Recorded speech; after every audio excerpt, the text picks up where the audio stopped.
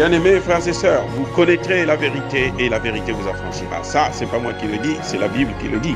Mais moi, je vous dis mieux. Vous connaîtrez la vérité historique, notamment celle de vos ancêtres kémites, et vous aurez une vision globale de ce que c'est que la vraie souveraineté politique. J'ajoute, vous reviendrez à la spiritualité africaine ancestrale et vous comprendrez les enjeux de l'indépendance économique.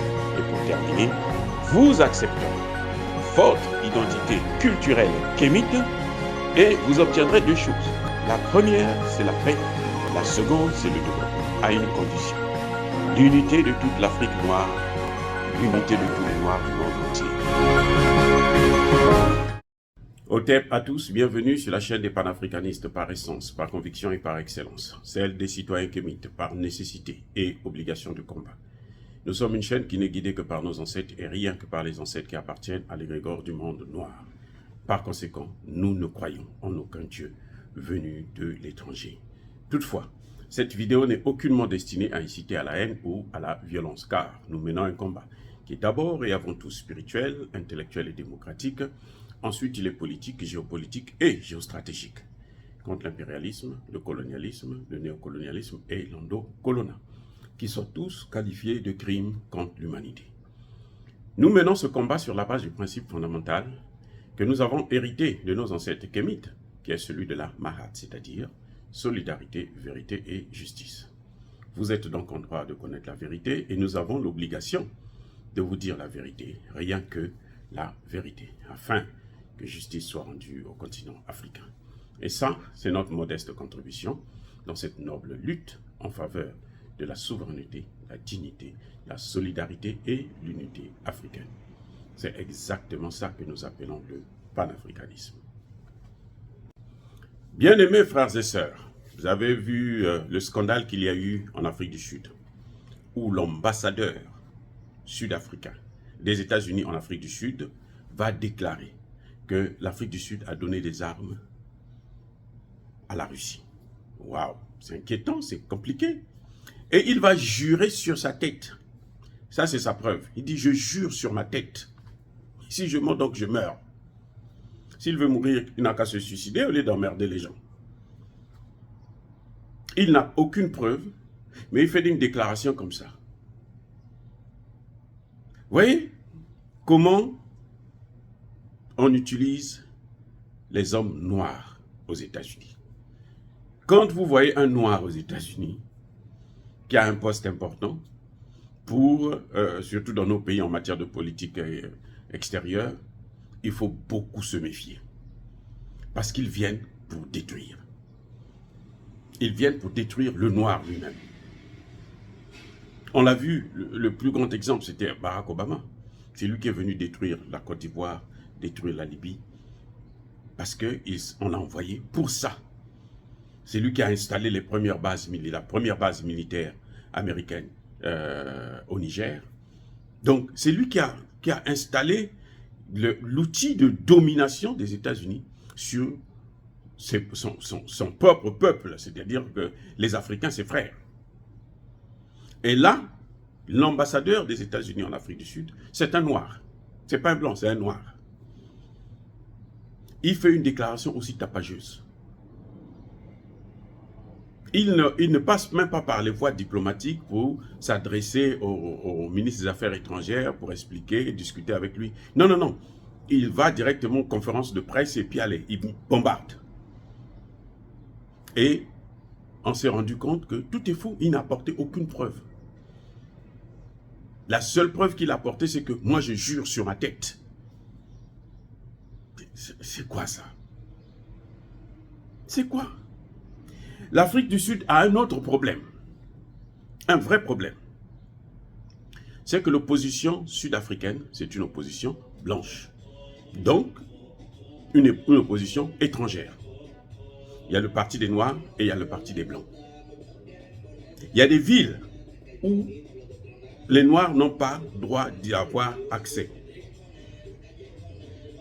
Donc, en fait, c'est l'apartheid qui continue. Et les Blancs travaillent pour l'Occident.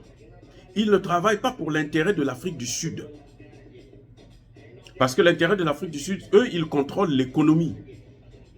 Donc, ce sont eux les maîtres. Au final, ce sont eux qui contrôlent le pays. Vous avez la politique, ok, très bien, parce que vous êtes majoritaire, c'est votre pays. Nous sommes des étrangers, on est venus, à l'époque, nos grands-parents sont venus occuper les terres ici, à travers la colonisation, et puis nous, on a continué avec l'apartheid. Et nous contrôlons l'économie. Donc la finance, là, elle est dans leurs mains. Ce que vous voyez en Afrique du Sud, là, ce n'est pas la réconciliation. Voilà un problème, pour ça que j'ai toujours dit, même entre nous, entre Noirs, la réconciliation n'exclut pas la recherche de la vérité et les réparations. Sinon, les mêmes ou leurs descendants feront la même chose. La réconciliation, quand j'ai inventé la justice transitionnelle, j'ai bien précisé que l'élément fondamental, c'est celui de la recherche de la vérité, d'abord. Ensuite, on verra les réparations. Or, en Afrique du Sud, quand Mandela sort de prison, les Occidentaux ont imposé un rythme. Ils disent non, nous c'est la démocratie, parce qu'ils savaient que Mandela va gagner l'élection. Ils savaient, ça dit que ça ne trompe personne, c'est la majorité. Donc ils disent que maintenant nous allons vers la démocratie, donc il faut maintenant se réconcilier. On n'a pas à déterminer les responsabilités. Donc en Afrique du Sud, là, il y a encore des gens qui ont pratiqué l'apartheid, qui sont libres de circuler comme ils veulent, alors qu'ils ont massacré beaucoup de Noirs. Vous voyez, c'est ça le problème. Donc on se regarde en chien de faïence. C'est pour ça que vous voyez qu'ils font toujours la discrimination. C'est ça les vestiges de l'apartheid. Tel quartier, il n'y a que des Blancs qui doivent y habiter. Telle ville, il n'y a que des Blancs qui doivent y habiter. Ça, c'est l'apartheid. Mais sous une nouvelle forme, l'apartheid qui ne dit pas son nom. Voilà le vrai problème actuel de l'Afrique du Sud. L'Afrique du Sud a ce problème-là encore. Et ces Blancs-là sont soutenus par les Occidentaux. C'est pour ça qu'eux, ils le soutiennent aussi. Ce sont eux, quand vous entendez parler de l'opposition, qui veut que Poutine, si Poutine met pied en Afrique du Sud, il faut qu'on l'arrête, qu'on le mette en prison. Parce que ce sont qui? Lesquels? Ce sont les Blancs. Ce n'est pas les Noirs qui le disent. L'ANC l'a assez déjà prononcé là-dessus. Il dit, ce n'est pas notre problème. Poutine ne fait pas la guerre avec l'Afrique du Sud. Et en plus, ils sont dans une alliance, une grande alliance, qui est en train de bouleverser le monde entier. Donc, nous, on préfère rester avec Poutine. On est en train de faire des pressions intenses actuellement sur le président Ramaphosa pour qu'il puisse se débarrasser de Poutine, pour qu'il puisse casser le lien avec Poutine. Mais qu'il sache que les Occidentaux, là, ils ne lâchent jamais ce qu'ils ont commencé à faire. Vous voyez, la colonisation, c'est la continuité de l'esclavage. Avant l'esclavage, c'était des guerres intenses contre nos ancêtres en Afrique. Plus de 500 ans de guerre. Et ça a continué avec l'esclavage. On a continué à se battre, se battre, se battre. Ils ont changé la colonisation. On a continué à se battre et jusqu'à aujourd'hui. Donc l'apartheid que vous voyez là, ce n'est pas fini en Afrique du Sud. Ça a changé de nom, ça a changé de forme. C'est plus sophistiqué, c'est plus, plus lucide, quoi. Puisque les Noirs ont le pouvoir, donc on dit, bon, puisque vous avez le pouvoir, donc c'est vous qui commandez, c'est vous qui devrez arranger les choses. Mais ceux qui ont les finances, ce sont eux, et ce sont eux qui contrôlent. Ce sont eux qui ont le dernier mot. Et ils sont soutenus par les Occidentaux, comme d'habitude. Je dis bien, comme d'habitude. Et ça a toujours été comme ça. Donc voilà comment le vrai problème de l'Afrique du Sud, c'est celui-là. C'est ce qui fait débat sur la venue de Poutine au sommet des BRICS en Afrique du Sud. C'est ça. C'est à cause de ce clivage-là. Noir-blanc. Les Noirs, ils veulent le recevoir. Les Blancs n'en veulent pas. Les Blancs n'en veulent pas. Pourquoi? Ce n'est pas pour l'intérêt de l'Afrique du Sud, mais pour l'intérêt des Occidentaux. Parce qu'il faut faire plaisir à leurs semblables. Aussi simple que ça.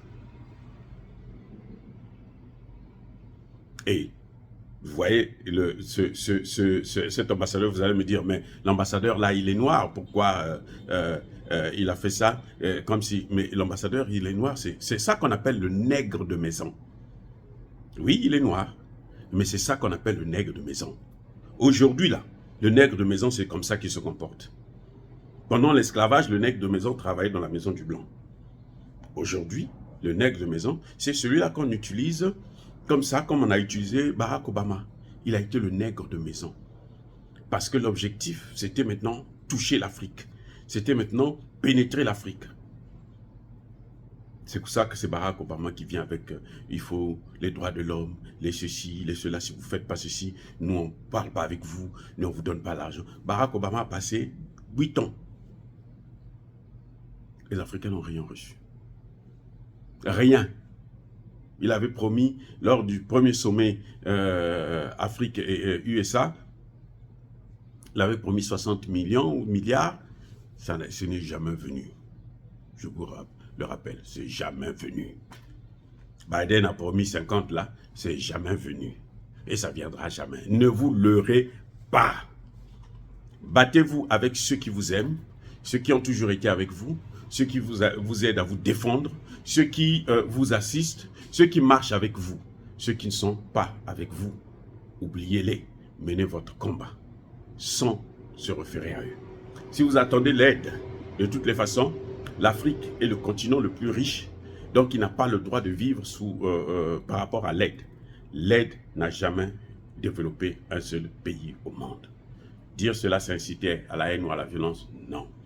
Yaba, colère, veille. Yamalem. Encore une fois de plus, bien-aimés frères et sœurs, soyez bénis. Je persiste et je cite. Je persiste et je signe. Abondamment bénis par le Dieu des Kémites. Mais que tous ceux qui persécutent le continent africain, qu'ils soient noirs, blancs, chinois, arabes, indiens ou qui qu'ils soient maudits, punis, foudroyés, neutralisés, écrasés, effacés par ce Dieu des Kémites et par nos ancêtres angélisés. Vive l'Afrique éternelle. J'ai dit et j'assume.